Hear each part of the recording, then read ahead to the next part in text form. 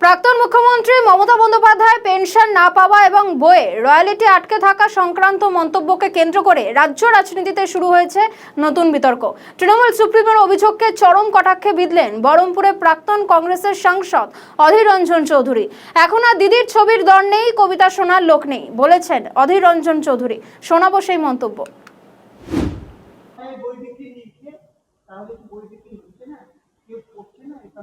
দিদি যখন বামফ্রন্ট দিদি যখন তৃণমূল জমানা ছিল তখন নিশ্চয় রয়্যালটি পেয়েছে, তখন সেগুলো থেকে পড়তো না, পড়ানো হতো।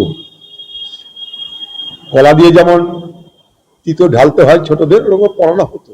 ও কবিতা পড়ার মতন লোক বাংলায় কতজন আছে আমার জানা নাই। তো পেনশন না পেলে তো টেনশন হবেই, তো দিদির পেনশন পাওয়ার চেষ্টা করা উচিত। কিন্তু আমার মনে হয় এই 15 বছর ধরে যা ধান্দা করেছে তৃণমূল পার্টি, তারপর যদি বলে যে পেনশন না পাওয়ার জন্য আমার অসুবিধা হচ্ছে, তাহলে লোকে কিন্তু হাসাহাসি করবে।